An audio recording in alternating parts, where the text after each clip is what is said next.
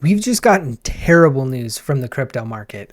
All of the altcoins basically are doing really, really poorly. Even Bitcoin is doing rather poorly as well. And so we're starting to see some potentially worrying signs here. So I want to talk a little bit about that. What should we do? How can we react? Of course, none of this is financial advice. You do need to be making your own decisions. You do need to be taking control of your own money and making sure that you are not just blindly listening to somebody on the internet.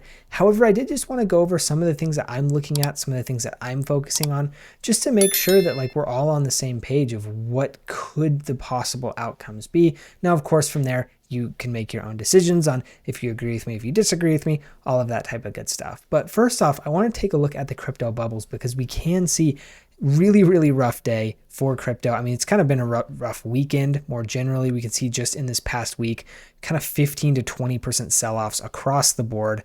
Only a couple doing quite well. We can see Say doing well, Arrow doing well, Saros and Kaya being the others doing well. Basically, everything else is red. So a pretty difficult week overall in the world of crypto. And if we look at the month, even more difficult. We're seeing kind of 25 to 40% sell-offs here being somewhat routine, which is just absolutely insane. But that's kind of where we're at. If we do look at kind of the top cryptos here, we can see the total crypto market cap has lost almost 3.5% just today. Then we can also see that Bitcoin has reclaimed $100,000, which is good. But there was a point here you can see in the little dip right there. There was a point where we had fallen below $100,000, and so the fact that Bitcoin is reclaiming that $100,000 level is definitely a good sign. And we can also see Ethereum really having a rough couple days as well. We can see down 12.4% just in the past week. So Solana even worse than that, 13.5%. And over the past month, almost 25% down in the past month. So really difficult month for Solana as well. If we look at the fear and greed index, we can see 40. We are officially ticked into the fear territory. Could be a little bit of a difficult summer for us. I think there's a lot of things going on with obviously the geopolitical situation. We're seeing a lot of really, in my opinion, fundamentally bullish things for crypto happening. We just haven't really seen them come to fruition yet. And so that's another issue that we'll have to kind of face when we get there. Now, overall, I think long term, this still does look quite good for me. I just, we'll have to wait and see and just kind of let all of this stuff kind of run its course. And so if you are interested generally in these types of markets, particularly if we come back and we see, we're sitting in fear, we're seeing really strong sell-offs kind of routine all across the crypto and the altcoin market. This is generally a time where I'm looking to DCA. I actually personally did do a decent bit of DCAing both into Bitcoin and Ethereum today. And I'm quite happy with those purchases, at least so far. We've seen some slight little pumps. We might continue to go further down. That's why you DCA, in my opinion.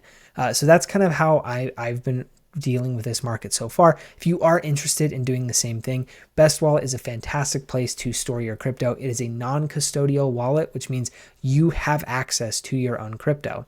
If you're storing it on a centralized exchange and the centralized exchange gets hacked and they lose all their money, well, that was your money too. If you're on a centralized exchange and they decide that they just don't want you to have your crypto anymore, well, they hold your crypto, so they can do that, right? I mean, I'm sure several of you have heard of the phrase before, not your keys, not your crypto.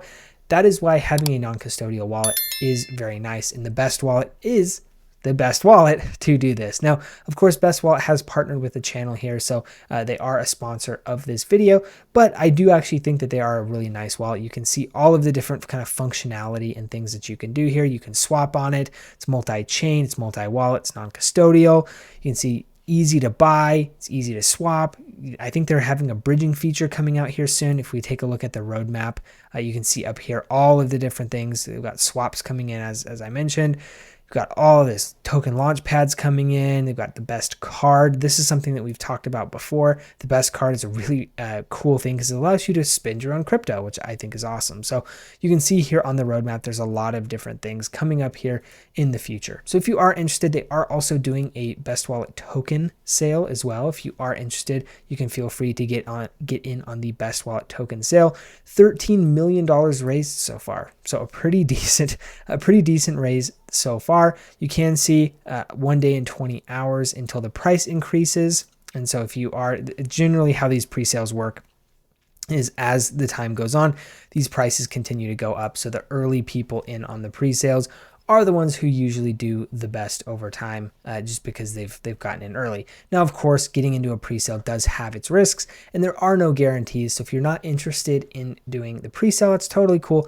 You also can feel free to try the wallet out, and if you're not interested in that, that's also fine too. So totally up to you in terms of what you want to do there. I just figured I would tell you about the best wallet because it is a really, really great option, particularly for non-custodial holding, which again, I always am impartial towards. I basically hold the vast majority of my crypto in non-custodial wallets for that reason.